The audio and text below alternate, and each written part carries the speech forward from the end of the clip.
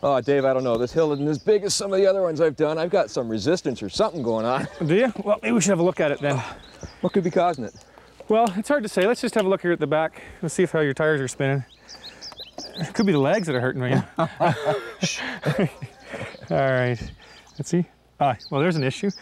Yeah, that last hill we did. Yeah, the last hill we did with the rocks and stuff. If you hit a rock, it's possible to untrue your tire, bend a rim. Basically, is what we're doing. Just kind of takes it. Yeah, we can fix that up. I got my little multi-tool here, and I'll just. Okay, let's have a look here and see what we can do. Can you just lift it up for a second? Sure. We'll spin it. And right there. Yeah. So what I'm going to do is tighten. Let's see where we're at here. I'm going to tighten. Oh, there's a loose one right there. You can see that one? Look at that. Okay. All right. So what we're going to do is just try to tighten this one up a little bit, if I can figure out which way to go with it. So it's just like a wrench, and the spoke has a flat spot on it, so you can turn it much like a bolt or a screw. That's right. Actually, one of the things you don't want to do is actually poke it too far, because you can come right through your tube. then you got another problem. Then you better have a spare tire. Okay. Yeah. So just tighten this one here up a little bit. Excellent. Okay. Good. Now the tool you're using, that's like a toolbox in the palm of your hand. Yeah. It's a multi-tool, and this one here is kind of neat because it comes apart.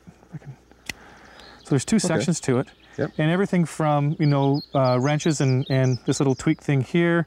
There's knives, gotta have your bottle opener. There you go. And then one of the most important tools is this tool here, which is a chain brake. Oh, really? So I can actually, sometimes on the trail, if you're pushing too hard or going up the hill, you can break a chain or whatever the case. This will allow me to either break it or to put it back together again. Okay. And I carry spare pins with me so I can, fix a chain on the trail with this same tool. So with that, you can pretty much take almost any part off the bike or fix it? For the most part. And most of the bikes are using, Allen keys. So you got a whole selection of Allen keys, so I can tweak brakes. I carry a few extra brake pads, the soils here and the hills wear out the pads in a hurry. So there's lots and lots of stuff you can do with a simple multi-tool and a few extra things in your repair kit.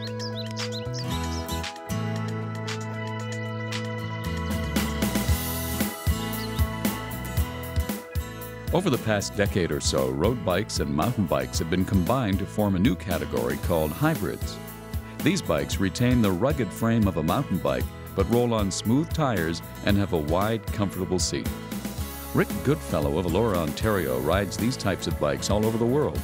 He joined Rob and Tracy for a ride through his backyard, the small towns and villages which dot the Grand River in southern Ontario.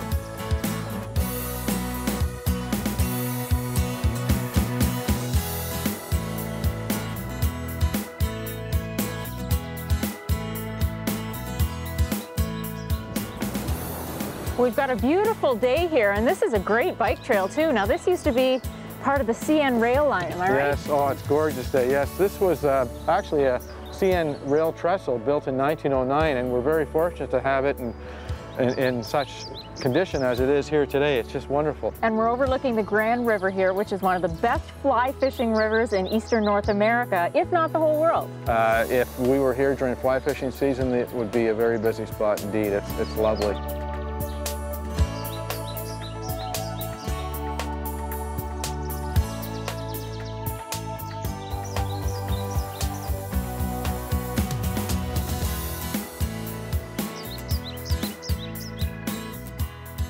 Well, here we are on one of only 2 covered bridges in Ontario at the junction of the Speed and Armasa rivers. I've heard an interesting story about this bridge, Rick, that it was actually built by the Timber Framers Guild of North America while they were here for a convention? Yes, in a weekend. And it was actually constructed similar to the other one in Ontario, except for the sides. We've got lattice work here to let some light in. Right, yeah, and built to last, as you can see. Large timbers.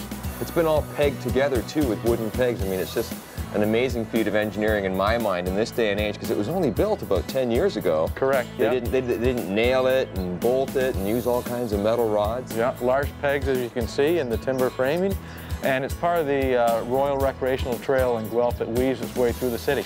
And I noticed down at the other end there's a sign. There's actually 2 of the poles were constructed from willow trees that stood on this site. Yes. Now from here also through the lattice work, I can just see the top of the Church of Our Lady peeking over the trees. All right, let's go. We have a lot more to see.